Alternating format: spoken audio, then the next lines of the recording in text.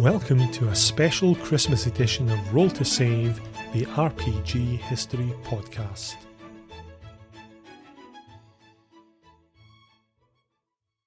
Hello and welcome to a special festive edition of Roll to Save. We're going to have a little look back at the clown show that was 2020 and talk about some good things that have come out of it.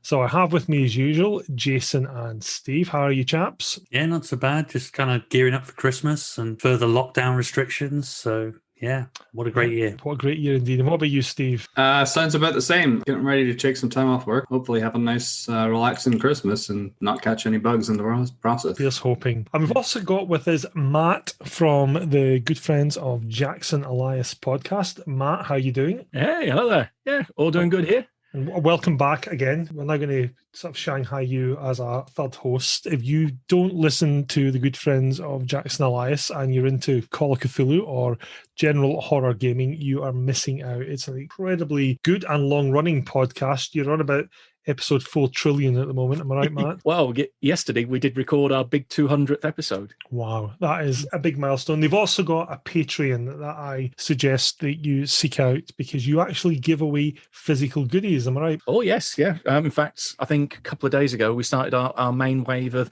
sending out the Blasphemous Tome issue 6. So it contains various articles by us hosts, me, Scott Dord and Paul Fricker. There is a new Call of Cthulhu scenario in there by our good friend Paul entitled Of This Men Shall Know Nothing. Would you like to give any spoilers? Involves landing in World War II amidst behind enemy lines. Plenty of jokes about heads and cows and tanks. Sounds wonderful. So if you want to see that, sign up to their Patreon. Gents, we're going to talk about 2020, but not the gloom and doom 2020. We're going to talk about gaming in 2020 because if there's one thing that lockdown has done for us, it's most of us have probably done more gaming than we've done in the last few years combined. And there has been a lot of highlights in 2020. What have we been playing in 2020, gents? You know, you've been locked down, you've been cowering away from the coronavirus. I know personally, I looked at Roll20 and it told me the other day that I've done over 250 hours of role play, which I think is more than I've done probably in the last few years combined. Are there any particular highlights? What have you been playing? What's your sort of go-to games been? The games that have came out of this podcast, not wanting to self-promote for us or anything, but you know, that's definitely been a plus for me is just making this podcast happen and all of the old friends and new friends that I've made out of this podcast. Not wanting to get maudlin or anything, but I've done more role-playing with you guys, to your point, this year than I have in probably the last 5-10 years total, and really good role playing too. You know, not just dungeon crawls, which are fun in and of themselves, but you know, meaningful, challenging, good role playing. And ironically, all like old school systems, but that's not a bad thing, right? I mean, that's been good, and it really helps kind of see where the genre's moved on from. It's been great times. So that's been my highlight for the year for sure. So it's all been online with one notable exception, which I'll get to in a minute. But yeah, Roll20 has been pretty much the lifeline.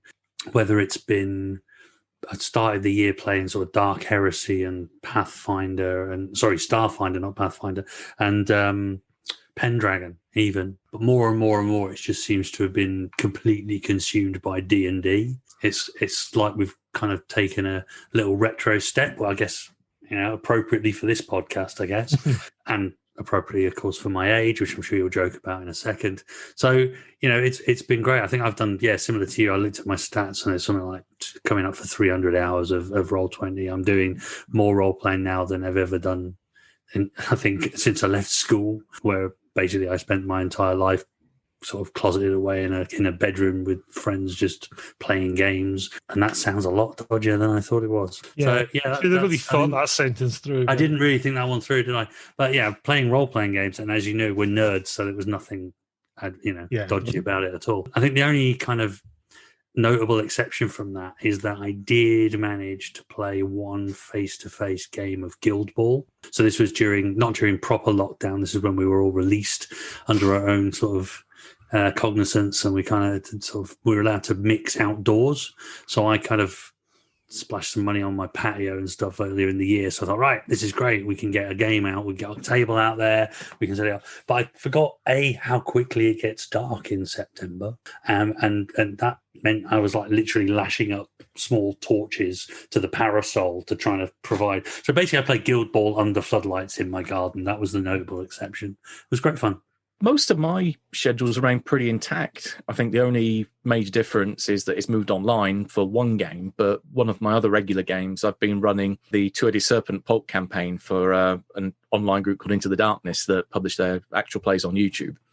And we've been playing that since about last September, I believe. So we've got one more episode left, I think, and then we've wrapped up. But yeah, that's continued on pretty much as normal, with a few games interspersed when various people can't make it. So we have occasional one-shot or two-shot divergence. But also then adding to the normal run of games that I play, we've got a regular Wednesday group, has been Paranoia on Sundays, which I've been really enjoying. I love that game. Very much like Vitez back in the day. Someone has got me buying books and nearly completed the XP line. I think I'm missing about 3 books now. They are a treasure to own and read. That's all I'm saying. Matt's enriching his life. I'm sure his wife won't agree, but he is enriching his life by buying those books. And it's true what you said, Steve, about almost playing older games. I'm thinking of the games that I've been playing and running. And we started in this podcast playing Warhammer Fantasy Roleplay because someone foolishly offered to run the enemy within campaign. And we've been playing First Ed of that. And it was interesting in that I have a lot of fondness for that. I'm playing it nowadays. You realize the system itself is quite clunky, but for what we want to do, it's entirely functional. And the story is a lot of fun. And indeed, we have had a lot of fun with people falling into sewers and getting covered in filth and all sorts, which is very much Warhammer Fantasy Roleplay at its core. Also, as Matt mentioned, played quite a lot of Paranoia. That came out of, we should probably run a game before we do the Paranoia podcast. I think I counted it. Our last session was, I think, session number 13 of Paranoia. So we played quite a lot of that. And again, with Paranoia, the system doesn't really matter. You could literally run Paranoia with chuck a D20 and get up as you go along. Yeah, exactly. Of course, that never happens. No, never. I also ran a game for my wife, kids, and some in-laws of Heroes Unlimited because my son wanted to play a superhero game. And what I learned very quickly, I love the setting of Heroes Unlimited. It's a really cool setting. You get the impression that the guys who wrote it really just wanted to make comic books rather than role-playing games. And it shows in that you've got this awesome artwork, some great background, but the rule set is just utter abomination. It's similar to the rule set of Rifts, which anyone who's ever played Rifts knows is arbitrary at best. So I ended dumbing that down massively, just taking out all of the unnecessary complications. The funniest thing that came out of it was we came to an end of the campaign, and at the end of that, it was the cliffhanger at the end of season 1, if you like. And my son, who's 11, came over to me and he was like, "Dad, that was awesome. It was like the end of a Marvel movie. And remember that bit, like the bad guy, the laser, but then I hit him with Fireball, and then like Kirsty picked up a Jeep and threw it at the ninjas." And at the same time, I'm getting messages from my 32-year-old brother-in-law who was also playing like, "That was awesome. It was like the end of a Marvel movie. Because remember that bit when I went invisible and I got behind the guy?" Like, yeah, nobody ever changes when it comes to this stuff. What I have discovered, though, that I really love, and I was never massively into it back in the day, I got a copy of Old School Essentials, which I reviewed right near the beginning of the podcast. And that is essentially basic and expert D&D, but cleaned up massively. It's just a really tight, concise rule set. And I've run that a few times and I've written a few like dungeons for it.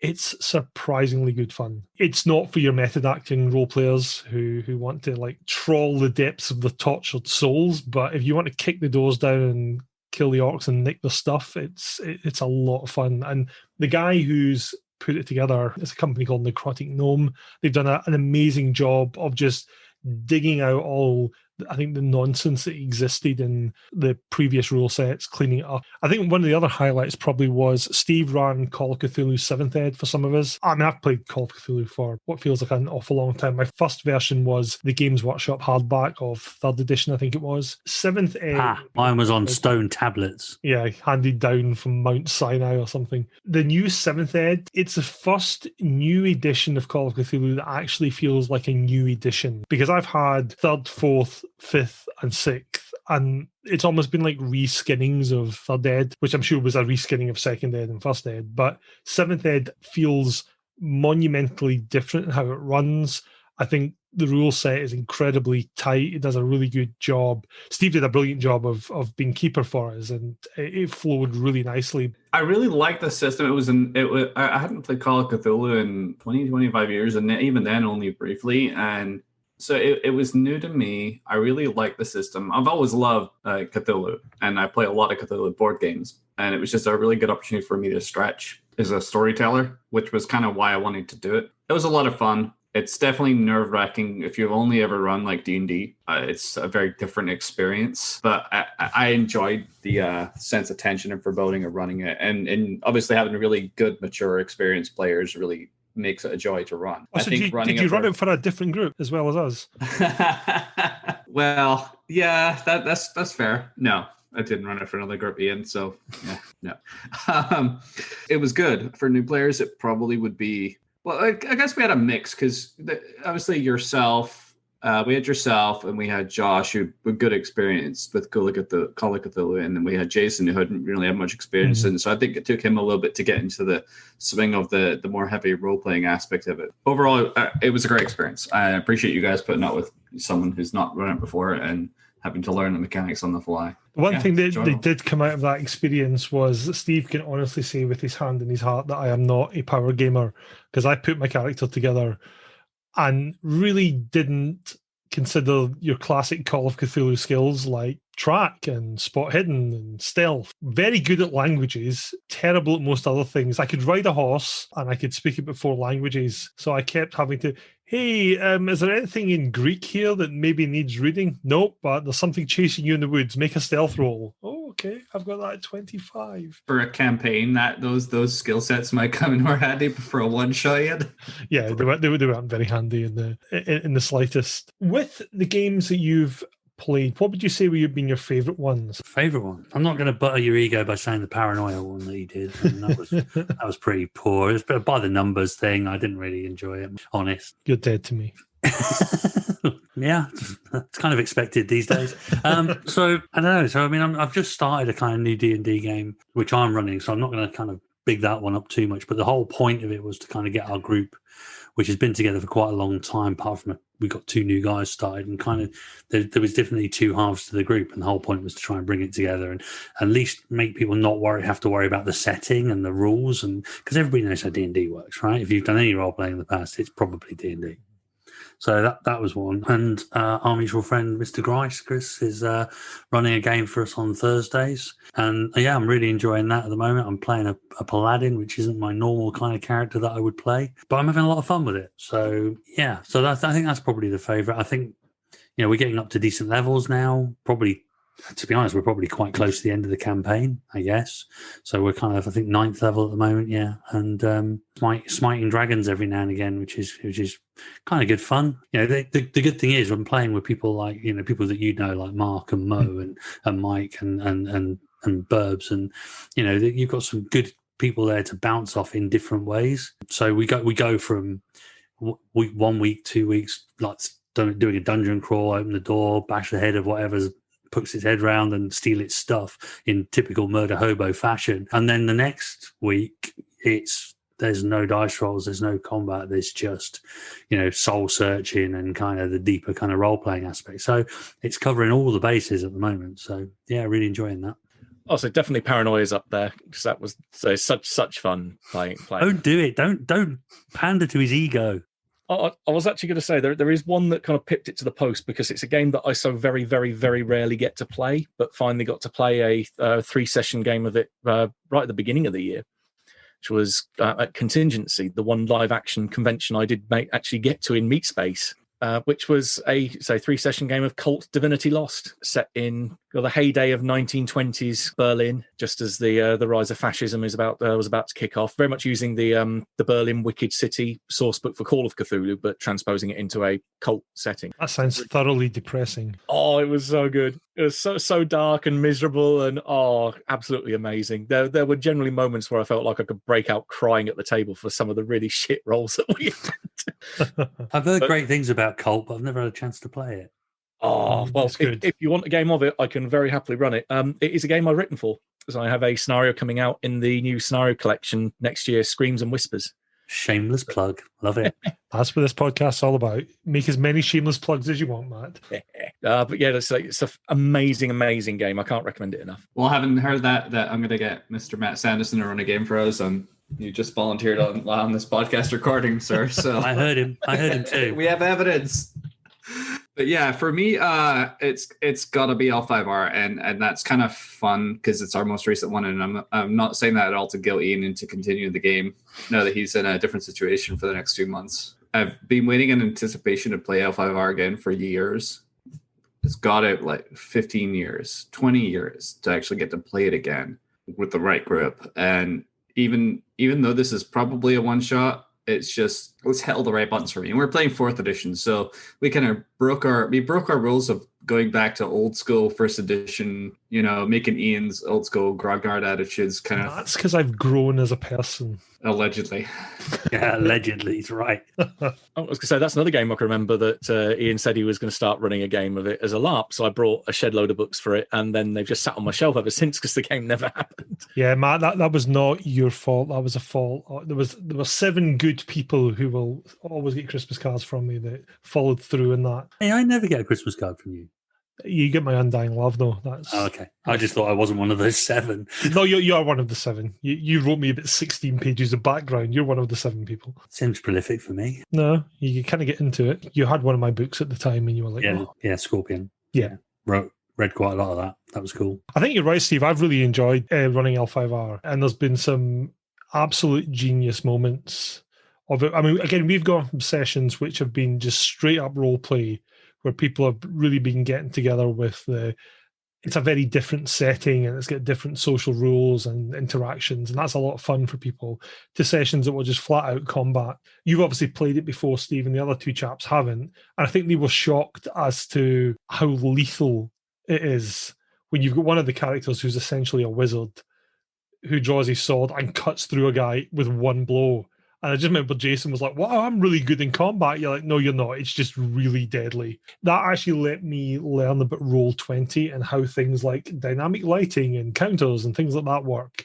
And that was actually quite a lot of good fun, setting what felt like 3 hours of effort for a combat that in game time was about 30 seconds long, and in real life I think took about half an hour to resolve. But it was very satisfying getting. Have you got all your macros worked out and everything? Oh, I've got all my stuff's worked out. Yeah, I completely nerded out on that for ages. It's like I've got buttons everywhere for all this kind of weird stuff I need to happen. It's like I don't click a character sheet anymore. I've just got it's like inside of a 747 cockpit with all these buttons. There was one of my favorite moments was when we were playing it. I mean, we're coming to the end of the session, and the party had fought through like 3 assassins in the basement were coming for them. They took them out. They went up to the next floor, and they fought their way through there. They went to the top floor, and I said, okay, we'll call it a night. And at that moment, all this dramatic music came on, and Josh went, can't call it a night. The dramatic music's just started. But yeah, L5R has been a lot of fun to run, and you forget how sort of rich that game's background is.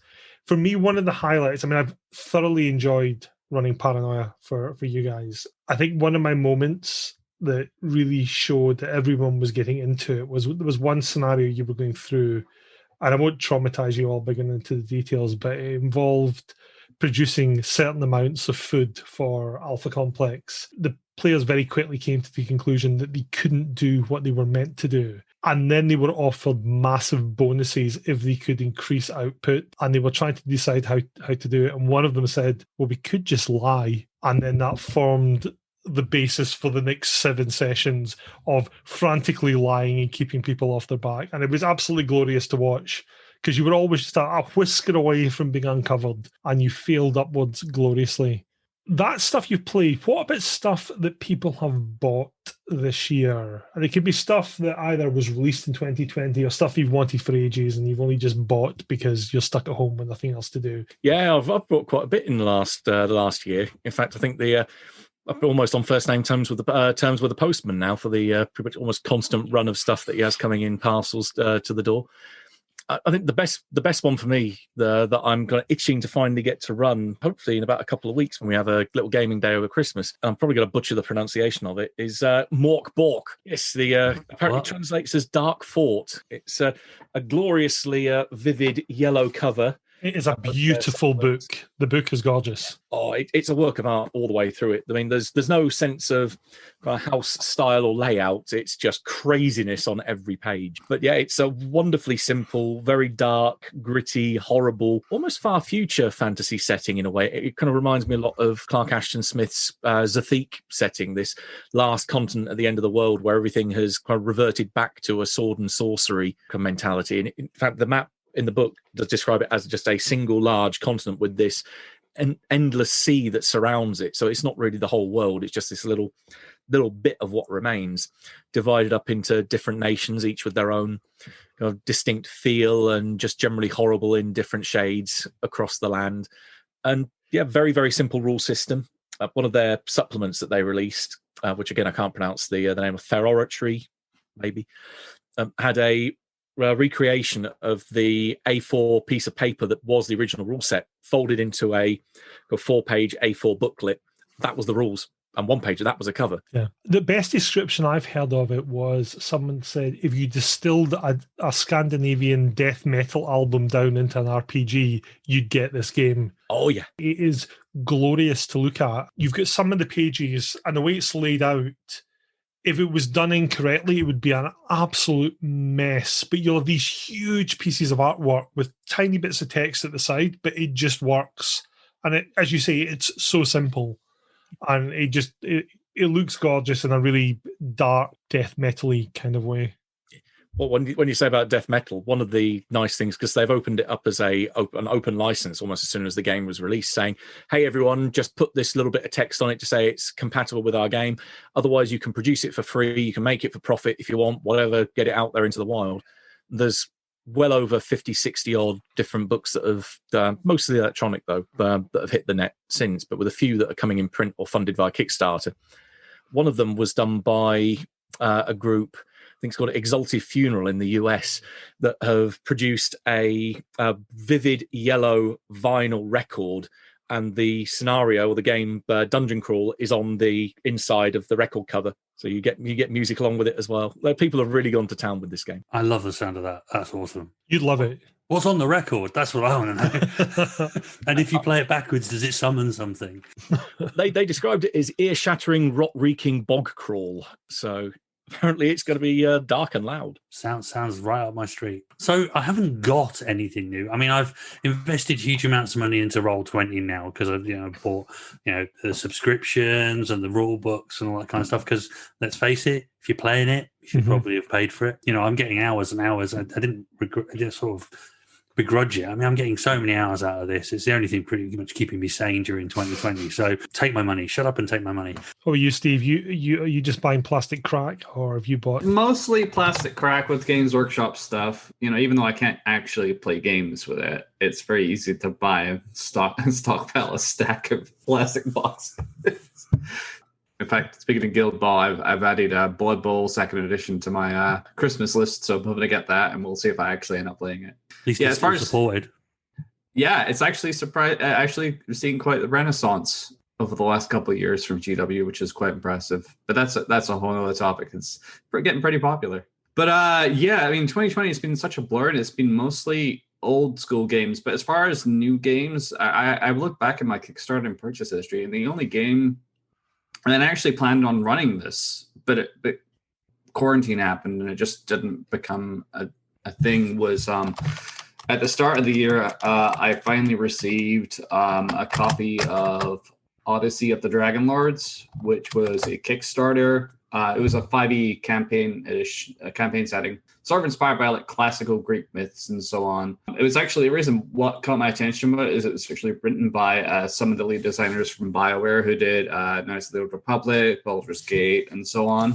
It's this beautiful. I wish I had it to hand to show on camera, but it's a really beautiful, large hardback, and it's a really interesting sort of, as I mentioned, sort of Greek mythos sort of setting. So at some point, I would love to run that. It's very, very interesting. It sort of like goes more for that sort of epic Odyssey type of storytelling. So could be interesting. But that's been sitting on my shelf, languishing along with everything else for the last 12 months. Pretty sad, but yeah. I've bought a whole bunch of stuff because that's what I do. The one I really want to run is Alien. Technically, it was released at the end of 2019, but close enough to be a 2020 release. I got it because I love Alien and Aliens, but it's actually a very well put together game. It has a mechanic in it for stress because the game itself is ideally suited to one-shots. Ideally, you should be running this as a one-shot adventure where everyone dies horribly at the end of it. But to represent mounting tension as things happen, people get what they call stress dice that they add to the dice pool, and it actually makes you more capable. But if the dice come up with a 1, it means you've wigged out and the stress has got to you and then bad things happen. So it has this mounting level of tension as you play, which is ideal to the source material and the setting itself. It also has, which it suggests putting into every adventure, one person is the company android who's there for nefarious purposes. So you've essentially got one of the party who's working against you to make the whole thing fall down. And you can run it as a campaign, but when you read the book, you really get the impression that the guys that made it just want you to run these horrible one-shots where everyone dies and someone betrays them. And that's exactly the sort of game I like running. Hence me running Paranoia so often. Except instead of one person betraying you, it's everyone betrays you. It's a gorgeous book. The artwork is amazing. I think I read the whole thing in about a day and a half because I was just so hooked to it. It's so well laid out. And there's all this gorgeous Aliens lore and art. And if you just forget some of the terrible films they made as part of the franchise, you can make your own beautiful setting. They've just released a board game as well, haven't they? There seems to be a lot of alien stuff going on at the moment because you've got, was it Another Day in the Core? Yeah. The Glorious Day in the Core, And I think, didn't Disney just say that they were working on a TV series as well? The TV show. I was about to say that. That sounds exciting. Might be looking forward to that a little bit. Yeah. That might be the one thing that makes me go, really? Do I have to spring for Disney Plus? Yeah. Yeah, I do. Day in the Marine Corps, like A Day on the Farm. Such a great film. You want me to fetch your slippers for you, boy? The other thing that I bought this on a complete whim, and I think it's because I was going through I'd got Old School Essentials and I was looking for things to run for that. And the great thing about that is it's compatible with, it's very cleverly worded, early modules for the world's most popular fantasy role-playing game. I don't think they're allowed to use the name. So I was getting a whole load of old D&D modules off of eBay. But there's a company that have made what they call Original Adventures Reincarnated, OAR. You get the original module, plus you get a version you can use with 5th Ed if you want. I bought the one for the Expedition to the Barrier Peaks. Now, for those of you who haven't played that, it's a kind of classic AD&D module where the twist is that the baddies that they're facing is actually a crashed spaceship, and it's all androids and aliens and stuff knocking about in D&D world. Laser guns, yeah. Yeah. The book itself is absolutely massive. The original AD&D module is one of the little flimsy paper modules that TSR used to make. This thing comes with chapters with the original adventure. They've got the updated chapter for 5th Ed where they put in all the 5th Ed rules, but they also add in more stuff because the original adventure was one of these tournament modules that they used to have that was designed to be timed at a convention and very early way of playing D&D, whereas this one with the 5th Ed, they're like, well, we actually need a conclusion to it rather than, well done, you got all the stuff. And they actually expand the adventure so that you can bring it to a more satisfying end. But it also includes commentary on how the art was produced and how the original adventure was conceived. And it's a nice little kind of slice of role-playing history. And it comes in, I think it's about 300 pages long. And it's a lovely hardback that sits on your shelf. So I'll put an actual physical book. An actual physical book, yes. See Matt's eyes light up. I know, Matt's probably going to go and buy it now. But they've done that for a couple of adventures, but it's well worth looking for if you want a little bit of D&D. The other purchase I made is a game called 1,000-Year-Old Vampire. Have you guys heard of that? Played that on Good Time Society, I think. Yeah. Or some, I've seen it on one game streaming. It's basically a solo RPG, and it's basically, it gets you to write. It's a very, very clever system. It won 3 of the Ennies last year. The idea is you chronicle a vampire from its creation to its inevitable destruction. It's got a very, very simple but engaging system. If you don't like writing, you'll hate the game because it's essentially just an excuse to get you writing. The idea is you're chronicling this vampire's history, and as you go through time, you lose memories, and it's about having to try and keep memories of what's happened in the past until you inevitably have something horrible happen to you. You can find it at 1000yearoldvampire.com. PDF version, there's a physical version of it, and it's a lot of fun if you fancy flexing your writing muscle. Like you need an excuse. Like you need an excuse, if you're not busy writing horrible paranoia adventures. So Matt, you mentioned at the beginning that you actually managed to make a physical convention this year. Oh yes. Have any of you been to any other physical conventions or even any virtual ones, and how did those go? Nope, not a thing, mate. Been confined to barracks, not allowed off base. Yeah, same here. My biggest disappointment this year was the one convention that I've been wanting to go to for years getting cancelled, and it was in March, just as everything was really getting, starting to kick off. And we talked about that. I almost booked flights. Yeah, I mean, I had the Welsh Masters lined up as a War Machine thing, and that got canned, obviously. So, yes, it is a year of disappointment unless you're Matt, apparently. Conventions I wanted to go to got cancelled. Dragon Meet was forced online. UK Games Expo got moved online as well. All the physical stuff I wanted to go to, apart from Contingency, because it's right at the beginning of the year, that's the only one I managed to get to. But it was the one that pretty much makes up the rest of my gaming calendar. It starts on a Monday afternoon and goes through until the following Monday morning when you leave the site. It's a whole solid week of gaming, and I think I managed to get it in probably about 12 4-hour sessions across the whole week. But also got to play the most at a convention that I've got to play in for. And any sleep? I usually get about 3 or 4 hours a night. Yeah. How were the cocktails? Many cocktails. Oh yes, we have a whole table set. We call it the Cocktail Lodge. We take over a holiday camp. It's cells in Hunstanton, sunny, honey, and at that time of year more resembles the outer Arctic, full of ducks and gamers. That's the only things that exist in that holiday camp at that time of year. But yeah, we have a whole in the Cocktail Lodge. We have a whole 3-bedroom, 6-bed lodge to ourselves, complete with a hot tub and a whole table full of booze. How the other half live, eh? Exactly. Role-playing VIPs live. Did role-playing ever become about hot tubs and I know. cocktails? I've just imagined Matt sitting there with sunglasses, a cigar and gold chains on with like gangster rap playing behind him as he runs Call of Cthulhu. Yo, yo, yo. Well, I managed to make a virtual convention this year. The nice folk over at the Grognard Files podcast, they run a meet every year called Grog Meet, except because it was virtual, it was Grog Meetish. And I managed to run a game of Paranoia for some poor souls. That was a lot of fun. Although I have to say, I commend them, the people that played, on their hardiness, because I ran at the slot for overseas gamers, so people in the US. So it was evening for me, obviously early morning for people in the UK. And I had one gamer in the US, the rest were in the UK, and they stayed up till 3 a.m.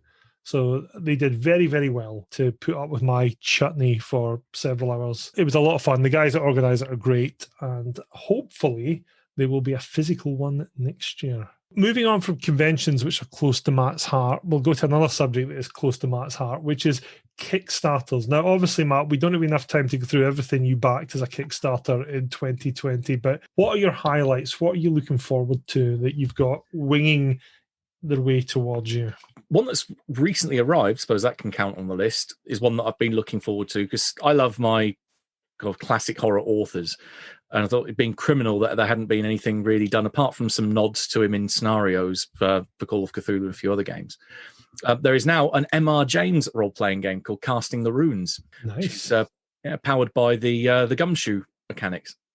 So it's primarily an investigative game, but again, that kind of mirrors a lot of James's stories.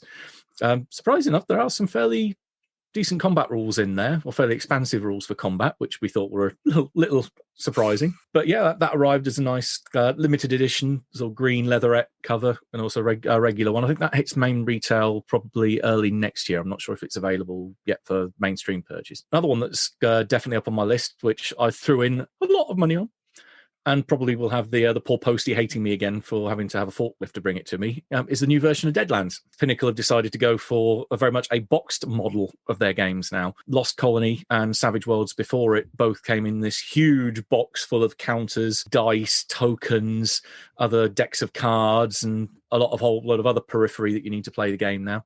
Otherwise, there's just a whole load of Mort Borg stuff that's been hitting my feed for the last few months, because I try to limit the impact on my bank account by going for stuff that I know will either be almost impossible to get in the UK once it hits main retail, or stuff that's physically only available via Kickstarter as a limited edition. So that's where most of my money has gone recently.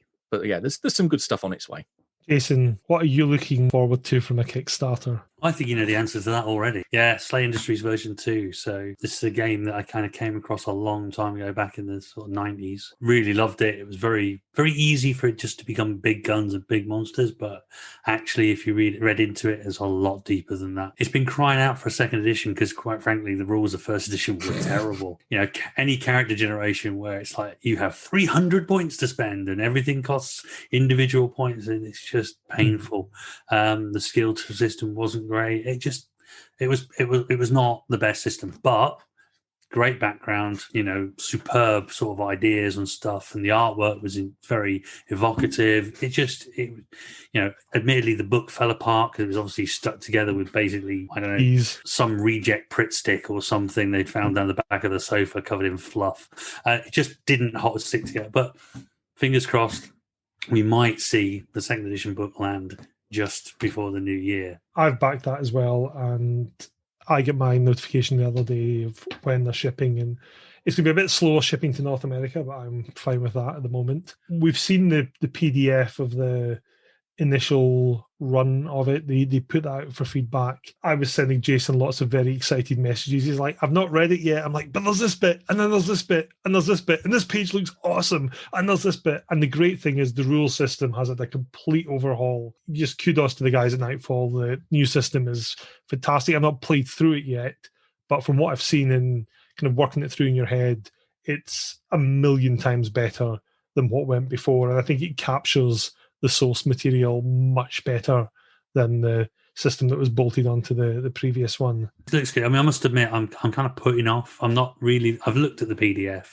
I want the physical thing in my hand, and therefore I can turn the page. And I don't know. It's just that's when I'm going to engage with Slave version 2 as a properly. I mean, I've paid the money. It's coming. You know, I'm going to enjoy this. I'm sure of it. But yeah, I'll wait till the book's in my hand before I kind of look too closely. I have to say they ran a very good Kickstarter as well. I'm very cynical about most Kickstarters because I've been burnt horribly before by these ones that promise them in about 8 months, and then 4 years later you get something. And as a project manager, it offends me when I see some of the people, when you read the risk statements, go, there's very little risk in this project. Like, oh, you've never run a project before. These guys have done an excellent job and actually been very realistic with timescale. They handled the whole COVID thing really well, and they were great in their communication. So yeah, communication's been good. I mean, you've got a real talent for backing Kickstarters and then changing continent. Yeah, I do have. Yeah, there's a horror story that, well, not a horror story for me, but it's for my wife, of when we were moving to the US. I completely forgot that I backed a Kickstarter by another company, and I backed it at some tier. It was one of these Kickstarters was riven with fairly ridiculous stretch goals, but one of the stretch goals was, if we meet this stretch goal, we will produce pirate chests for these people who've backed at this level, and your game will come in a pirate's treasure chest. And I'm assuming a little box. We literally shipped all of our belongings over to the US. The house was virtually empty. And then this parcel arrives from DHL. I'd completely forgotten I backed this thing because it was so late. It arrives in a full-size treasure chest, and I was kind of bitten by that. I was like, well, I can't ship this to the US because it's going to cost about $400 to do so. It's quite a good game, Iain. Yeah, I know. You've played it more than I have. And it pretty much comes with the entire Minions army. It's brilliant. It does. And I don't mean those little yellow guys, not those type of minions, different minions. What about you, Steve? You're quite fond of Kickstarter. I mean, I was, and I still am. It's not. I'm certainly not in my heydays of back in the day when I used to back everything at serious amounts of money. back when Kickstarter first came out, and that's when the fad was really the thing. I don't actually have anything outstanding right now, which is quite sad. Other than one, which is more of a board game thing, which, not super relevant, but there's a sort of a tabletop razor thing that allows you to basically put like a tabletop on top of your tabletop, so you can have like cups and everything under. It's called a level up or whatever. So I'm waiting with that with bated breath because it's going to be really good for running. I back that too. Yeah. Oh yeah. Yeah. I've got mine shipping soon. So yeah. Yeah. So I'm excited about that because it seems like a really neat concept. But yeah, I mean, I'm waiting. I know that I made the mistake of following Mr. Sanderson here on. I just find him on my Facebook and I followed him on Kickstarter. So I'm seeing a lot of things on there that are quite interesting for 2021. We'll see. It's like I'm very, very picky on my Kickstarters these days. I guess GW takes all my money, and so it's difficult to want to spend money on something that's not shipping for 2 years anymore. But I backed the best Kickstarter I've ever backed the other day because I saw it come up on Twitter. It was $1, and I backed it, and I got my PDF the next day. It was a Christmas-themed D&D adventure called The Festival of Father Redbane. I won't spoil it for anyone who might want to get it, but it's themed around Christmas. It was $1. That was your tier level you could back it at, and I got it the next day. It goes down in history as the best Kickstarter I've ever backed. It's by two folks called Zach and Keeley. I hope I'm pronouncing your name correct. Applewhite. And kudos to Keeley. The artwork and the writing is really good. You can find her on Twitter at applewhitewrite. And that's where I saw the Kickstarter. One of the things that's really clever about it is a PDF, but they've integrated it with D&D Beyond. So whenever a monster or a piece of kit or something's referenced, there's a little hyperlink there, and you can just click on it and it pulls up all the stuff you need. So it makes it, that's the sort of thing I really loved with PDFs. Steve was laughing when we were running L5R because I've got the proper indexed version of it, and I've got it up on one of my monitors running it. And I'm like, oh, this is actually really handy. And Steve's like, oh, welcome to the 21st century, Ian. That's why people use PDFs. This is a really nice little adventure, and it looks good. And again, most successful Kickstarter I've ever backed. So $1 delivered the next day. Ian is a happy man, as opposed to ones where Ian backs at $100 and 4 years later still doesn't have anything. Sounds almost like something like you might order in a retail store and get it the next day, not a Kickstarter. Don't diminish the joy that I've got from a Kickstarter that was successful. Well, thinking of pre-orders, I have thrown a lot of money at one of those that turned up, and I won't get anything physical until about April. The new Dune RPG that the pre-order went live last Thursday. I saw that. It looks amazing. My biggest problem is I don't know which book to pick. That's why I just went with all of them. Of course you did, Matt. I would expect absolutely nothing less. And believe me, I contemplated it too, because they are beautiful, right? Who's the publisher? Modiphius, yeah. Yeah. Yeah, my Twitter feed blew up with that. Everyone going, buy the Dune pre-orders out. It looks great. And who doesn't want to role-play Dune, right? Although there's a lot of people saying that they think the long-term support may be lacking just because of what the setting is. But that's a whole discussion for Dune fans to get into. I think it's a great You've got setting. a massive amount of focus on Dune at the moment, what with the film coming up. And, everything's being... Well, the timing's perfect. Yeah, absolutely. So I don't see why. I think you've got a lot of material there to work with, really, haven't you? Oh, tons. There's certainly going to be more support for it than they had for the last Unicorn Games version anyway. That died a death very quickly.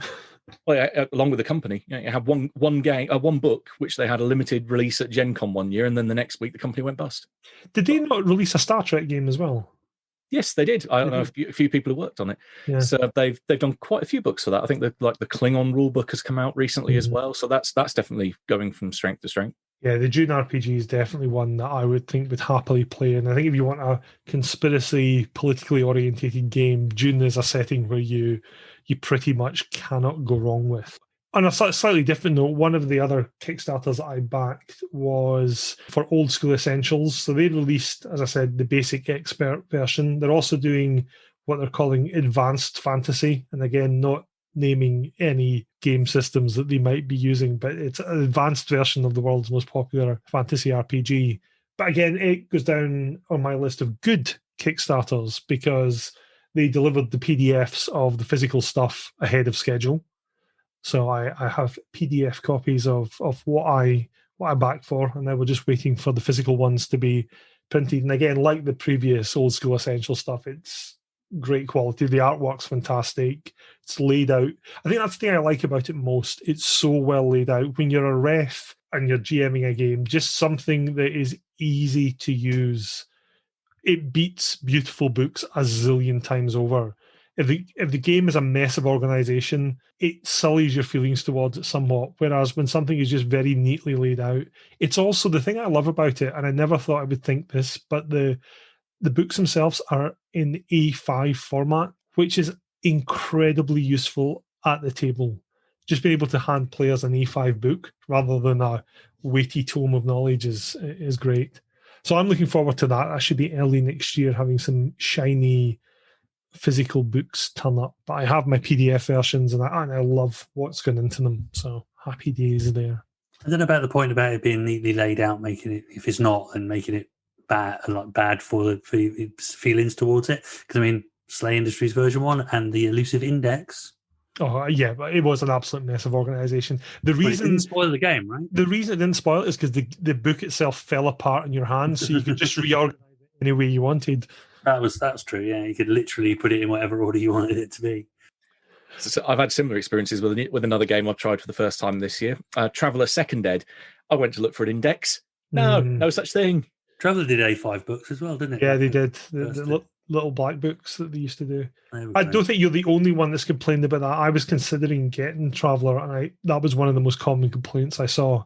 I think, Iain, just going back to your growing as a person and going on to future editions and stuff, Traveller's probably the only thing I'd say. Don't do that. Just go and get the A5 book. Get the GDW stuff right from the start. A5. You can die in character generation. It's fantastic. I know. Yeah, Mega Traveller. Steve and I talked about that once. Not Mega Traveller. That's that newfangled rubbish. God, I used to have that game for my Atari ST, the Downey Conspiracy, where characters just died continually in character creation. You're there for about 4 hours trying to actually get a crew for your ship. And if you didn't die, you generally, if you wanted decent skills, you had to be like in your 50s or 60s and like losing stats. Some 65-year-old retired Navy captain who's missing an eye. Which is fine. If you go and watch The Expendables, that's pretty much the premise for that entire movie franchise, right? So, what do you guys have coming in 2021 that you're looking forward to? One of the things that I've seen that, apart from Slay Industries 2.0, which I'm dying for, but one game that's been re-released is there's a new edition of The One Ring coming out by Free League Publishing. I think Cubicle 7, I don't know what the scenario behind that, but they were meant to be publishing it and they're not anymore. So I think there's obviously some shenanigans happened there. I love Tolkien's setting, the world he created. Never really got on with MERP. I've always kind of wanted a Tolkien system. And Free League do a great job with, I think, every game that they release. I don't think there's anything bad that they've released recently. So I think there's going to be good stuff coming there. That's the non-5th edition one. That 5th edition one is Adventures in Middle-earth. It was a port of that, right? Yeah. I think they're doing an Adventures in Middle-earth version of this second ed of One Ring that's coming out. I'm pretty sure I read that as well. This is a standalone. This isn't a 5th ed D&D module. There's a lot of people getting on the back of this that's producing stuff that is D&D 5th ed compatible. And I guess one of the things I'm looking forward in 2021 is a Kickstarter based on a 5th edition compatible version of the Iron Kingdoms RPG. So there was an old Iron Kingdoms RPG that I never got to play. Obviously, it's based on the sort of War Machine Hordes universe, and the old one was very kind of war gamey. You sort of moved in inches, and the stat blocks was very, very similar, I guess, to how GW did for sort of Warhammer and so forth. But yeah, I'm kind of looking forward to that. So yeah, I'll be back in that when it gets announced. I think I got a lot of love for that kind of setting, and I like the idea of rolling myself up a nice gun mage. And I knew you'd come round to the right way. Not Signar, mate. No, none of your dirty, filthy swans, mate. No. The true force of justice in the Iron Kingdoms. Yeah, right. Yeah, we should point out about the Iron Kingdoms, we do mean the War Machine universe and not Game of Thrones. Yeah. The War Machine universe, yeah. I would love to back that as well. I'm not sure. I'm really not sure how 5th ed will suit it. I'm willing to give it a shot and see, I guess. But there are some things. It's not It's not the be all and end all of rule systems, and there are a lot of other good rule systems out there that you could have used and might have fitted better. But let's see. Yeah. I suppose with Fifth Edge, you get a lot of popularity already built in, and you can almost guarantee a certain level of sales. Well, you think with so many systems out there that either, or games rather, that use the Powered by the Apocalypse, they use Savage Worlds, they use Gumshoe, they use basic role playing. It is not the be all and end all. I know that the folks who are making Slay Industries are making a Terminator role playing game next year, which sounds kind of awesome. I'm slightly skeptical, and I'm not sure exactly how much you can do with that. Says the man advocating the Alien RPG earlier.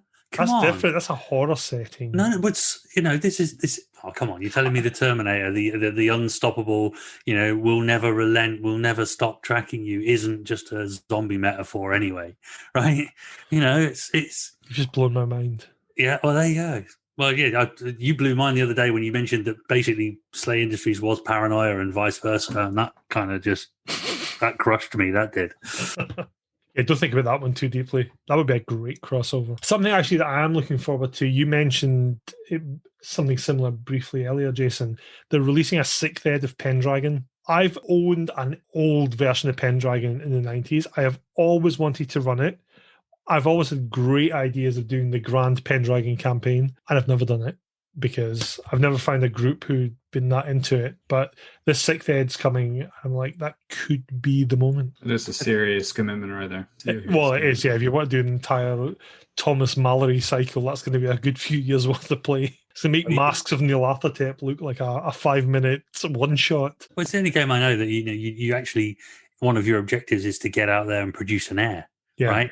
Quickly, because at least then when you die, you can take over your son and carry on gaming. And it's like having Paranoia clones, but much more complicated, and it takes a little longer for them to turn up. I've enjoyed that this year. We've played a couple of games with Rob, one of the refs on the Monday night group, and at one point I've got a pagan, a Kimric knight, because most knights were pagan at that point in time. My mate Jason's another Jason is playing a Christian knight, and he's definitely got to stick up his proverbial. And at one point, I literally helped Merlin steal Arthur away from Uther. Wow, just before his name day. And that's the only time we've intersected with the kind of grand Pendragon kind of story. Whether we'll intersect again, but he ran a great Halloween adventure as well. I mean, I was always worried that Pendragon, ultimately everybody's a knight. Imagine playing D&D where everybody in the party is a fighter, right? You can only run so many. You can only run so many like jousts and tournaments and bandits, and I was worried that the longevity. But I have to say, Rob's done a great job keeping it interesting. He even did a bit of a Halloween adventure where we had a ghost and a witch to deal with. So there is ever so slightly every now and again there's a little hint that it's not quite just Dark Ages role playing, and it's good. It's really good. Yeah, I had to, as part of my degree, study Thomas Mallory and also the Sir Gawain and the Green Knight poem. And just reading those two things alone instantly gives you eons worth of Pendragon material that you can use. It could very easily get boring and just be guys running around in chargers rescuing damsels, but exactly. there's way more you can do with it. And I think the current stewardship of the line, the people who are looking after it are going to do a great job of it, and I think 6th ed will be fantastic. Yeah, check that out. It sounds good. I'm interested to see what it looks like. This is going to pivot into computer RPGs a little bit for a second here, but I think we're all hoping that Bloodlines 2 is going to be good, and it's been delayed a couple times, but that was such a classic vampire CRPG from back in the day, and I'm interested to see where they go with Bloodlines 2. It wasn't as good as Redemption. Oh, I think that's some fighting talk right there. I think. That is a jest. Redemption, better known as Diablo with fangs. Quite. But as far as actual tabletop, I'm interested to see where Paradox goes with World of Darkness with the recent announcements they've made about sort of centralizing their core lines and who they're sort of shelling out their expansion content to, which is going to be interesting given that people like Onyx Path are kind of like, I don't even know if they're still in the picture come 2021, but I'm interested to see if we see more Wraith content out of that, because there's a new Wraith game coming out for PC, which is shocking to me in some ways. Like, it's a VR game, Afterlife, So we'll see how good that is in VR. But the fact that there's been not one but two major sort of Wraith projects announced, there was the whole phone, the whole Alexa thing that they did a little, a couple of months back. It's literally a smart speaker powered game or narrative game with Wraith where you're basically talking to the dead. So worth checking that out. But the fact that they're doing a VR game of Wraith and there's a lot of interesting hype around Wraith is really, really exciting if you're an old school Wraith fan. So I guess we'll see if that actually turns into a new edition of Wraith, like an official edition of Wraith. Yeah, it's a shame. Wraith always got such the short end of the stick back in the day. Like everyone I talked to about it, I used to love Wraith. It was actually the first World of Darkness game I bought. I had nearly every source book for it.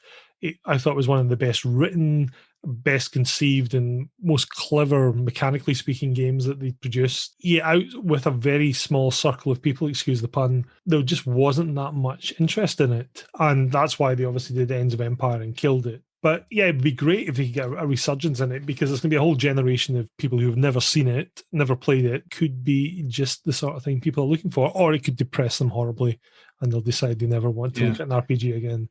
It's quite funny. I linked this to you, Ian, a couple of weeks back, but there was there's a fairly popular tabletop stream on Twitch called Q Times. They're in the middle of a 4-part Wraith mini campaign right now with some pretty popular tabletop streamers. The reactions to the system with the shadow from people who've never seen it before, including the players, is amazing. People are like, this is the greatest mechanic ever. And watching these people like just be so evil to each other, it's like so innovative to them. And I'm like, this came out like 25 years ago. Like this is not new news, but it was so ahead of its time. Yeah. And just I highly recommend it. Q Times, check out their I think it's Echoes of New York is their, I think it's like a 4-part, and it's just intriguing to watch these, they're not new role players, but a lot of them are people who've never touched Wraith before. They maybe played Vampire, and they've mostly maybe even been exposed by only 5th edition Vampire. Seeing this, I think it's probably a homebrewed sort of like 5th ed Vampire-esque Wraith, or maybe old school that they've homebrewed. Like I said, a lot of Viber on Wraith right now, and I'm interested to see where 2021 brings for the World of Darkness. That's where I'm at for. Yeah, for those listeners who never played Wraith, what Steve's referring to is there's a mechanic in Wraith where every character is made up of the psyche, which is you, the player, and the shadow, which is the dark side. But the shadow is played by the person sitting next to you. And the really cleverest part of that is the shadow will be most active when you're on your own. So when the other players are around you and doing stuff, the shadow doesn't really have time to try and tempt you into doing other things. But if you split the party and you're off on your own, that's when your shadow starts talking to you and giving you ideas. And when it's done well, it is absolutely amazing. I ran a game once where there was only about 4 players. And after a few sessions, when one of them was asked to go off on their own to do something, they turned around and said, I don't want to do that. Can someone come with me? Because they knew full well that the person next to them would start acting up. When it's done wrong, it's horrible because people just play it as this moustache-twirling villain. They go on, do that bad thing, I dare you. But if you do it correctly, the shadow's not your evil side, it's your dark side. So it's that part of you that's maybe slightly self-destructive and needs instant gratification, but it's not necessarily a cape-wearing villain.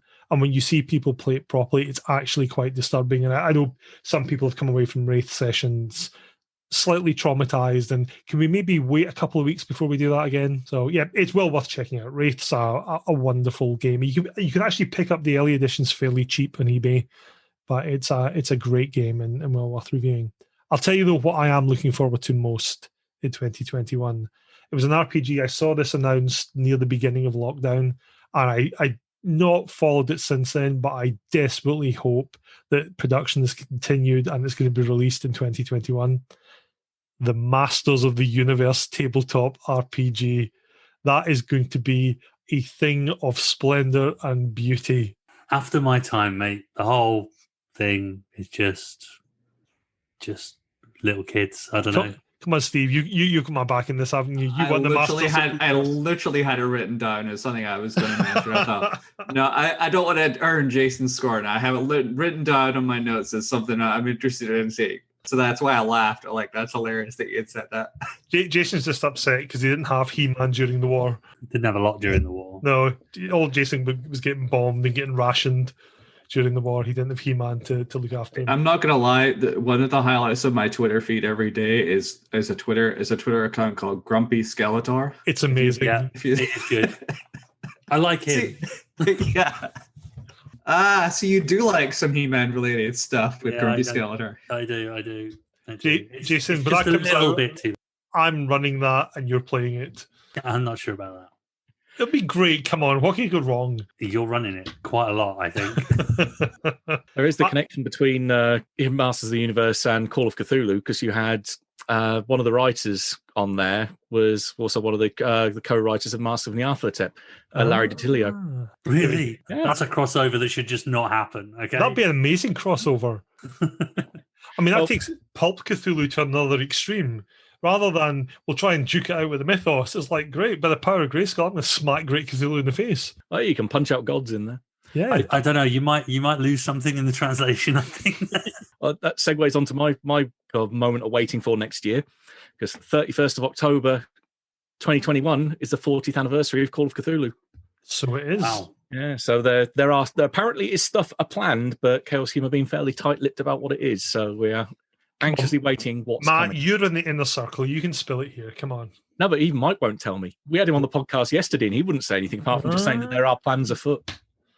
Well, that will be awesome, because that is definitely one of my all-time favorites. And I think most people in this podcast love it. So. Yeah, absolutely. It's a great game. I'm just thinking those plans are probably not things Men was meant to know. Yay. He-Man would sort it out, though. Yeah, probably, yeah. He-Man has all the knowledge he needs to know. I remember recently, a few years ago, I decided I was going to show my son the Masters of the Universe cartoons, because I loved them as a kid, and he would have been about 6 at the time.